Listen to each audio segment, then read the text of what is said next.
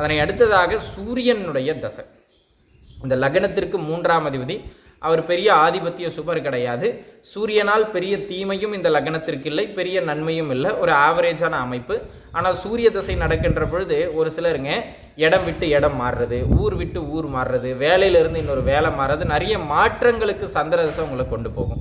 அதே போல் பெரிய பெரிய மனிதர்களின் தொடர்புகளை அந்த ஒரு 6 வருடத்துக்குள்ளே கொண்டு வந்து கொடுக்கும். அந்த 6 வருடம் பார்த்தீங்கன்னா எப்போவுமே ஒரு ட்ராவலிங்லேயே இருக்கிற மாதிரியான அமைப்புகள் இருக்கும். அந்த 6 வருடங்களில் நிறைய விஷயங்களை நாலேஜை கெயின் பண்ணுவீங்க. அந்த 6 வருடங்களில் வந்து பார்த்தீங்கன்னா பூர்வீகம் சம்பந்தமான ஏதேனும் முயற்சிகளை நீங்கள் எடுக்கிறீங்க அப்படின்னா அதெல்லாம் சக்ஸஸ் ரேட் ஆகும். இந்த மாதிரியான விஷயங்களில் சூரியனுடைய தசாபுக்தி காலகட்டம் நன்மை.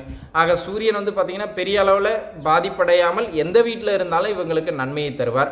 ஒருவேளை 9லேயோ 10லேயோ அமருகின்ற பொழுது சூரிய தசை நடக்குமானால் வெளியூர் வருமானத்தை சிறப்பாக கொடுக்கும் அப்படிங்கிறதுல எந்த விதமான மாற்று கருத்தும் கிடையாது. ஆனால் இந்த லக்னத்திற்கு சூரியன் வந்துங்க நீசமாகிறார்னு வச்சுக்கோம். 5ல் போய் நீசமாவார், 3ஆம் அதிபதி. அப்படி நீசமாகும்போது அது மன வாழ்க்கையில் குறிப்பாக புத்திரபாக்கியம் சார்ந்த தொந்தரவுகளை கடுமையாக கொடுத்துரும்.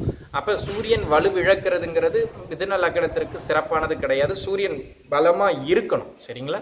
இருந்தால் அவருடைய திசை நல்லாவே இருக்கும்.